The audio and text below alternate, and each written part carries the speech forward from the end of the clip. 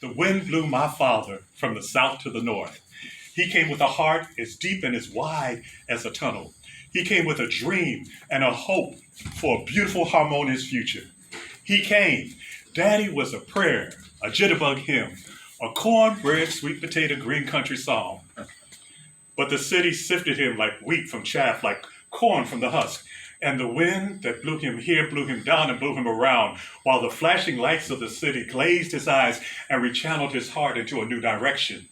He became a new dimension. He learned how to lock into closed doors and to bar windows. He bought dogs, not for love, but for protection. He learned how to carry guns, not for harmless hunting, but for restraining men. He learned to be cool, not country, to be stiff, serious, and silent. Laughter was reserved for homebodies and home folks. He was a tree with cautious and displaced roots, walking the street with feet that hurt, with feet too big for computerized shoes that tapped the rhythm of concrete and not the loving crush of green grass. Ever since my daddy been here with me, his feet has hurt him. They was born tired and flat with a great big crop of corns on them. Feet kept daddy out the wars, and he said he was glad about that. He said when he went to see that doctor looked at his feet and said, man, everything is wrong with your feet. They're in such bad shape. And my father said he told that doctor that wasn't nothing wrong with his feet except they were born tired and hurting. And the reason why they were born tired and hurting is because they know so much history. The history, the root, and the strength of my father is the strength we now rest upon. Like rocks, our fathers and their brothers sweated in factories and prowled the streets in search of day labor and pennies for the expensive blood. They stayed with their children, or else they pawned them out to loving big mamas and big daddies. Their card playing and their drinking was their balm and an evil Gilead. But they had a sense of portion of honor within them.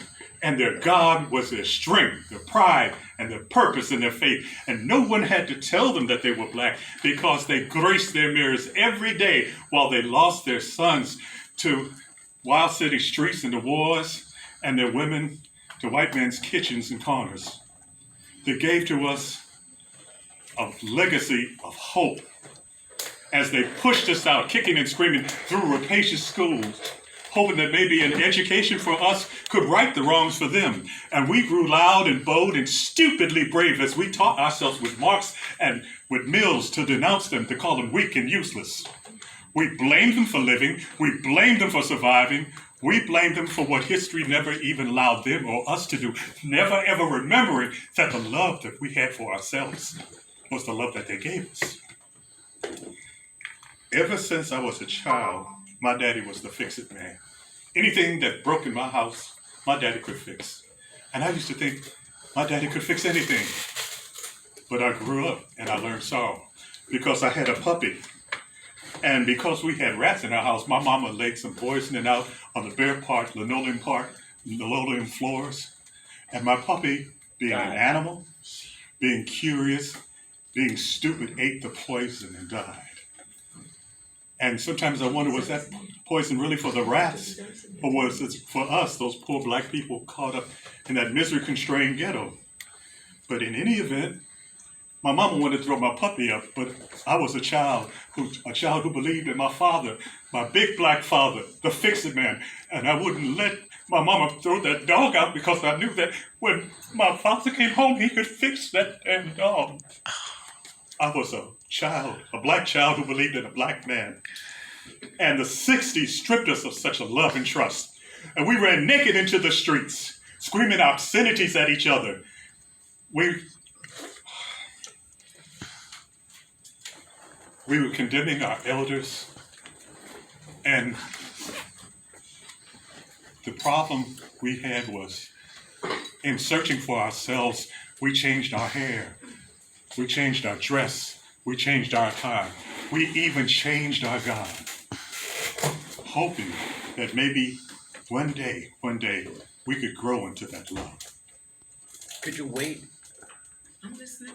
We stripped ourselves, as the Holocaust of the 60s began, we stripped ourselves of our heritage. We stripped ourselves of our tradition. We stripped ourselves of these wise old men who were our cushions of love. who gave us extravagant care, who were our rocks in a weary land.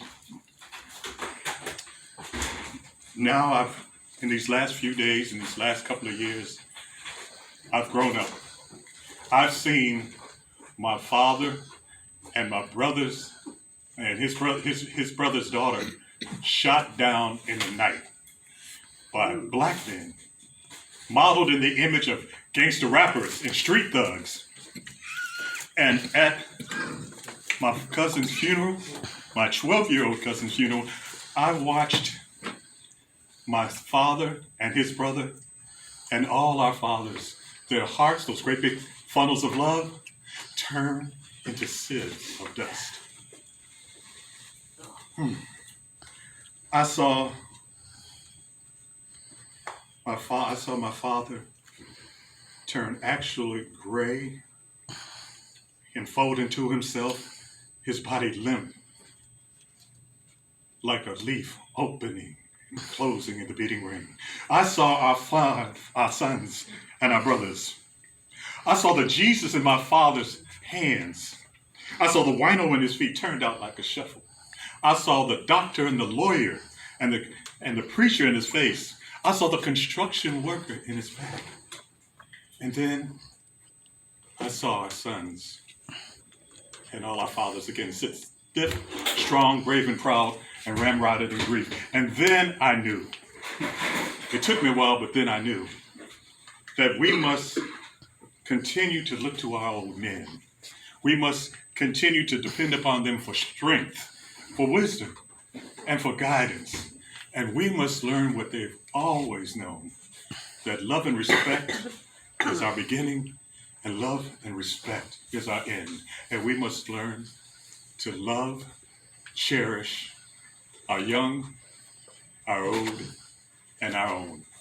Dedicated to my father and to all my fellow men here. Thank you. Very good. Happy Father's Day.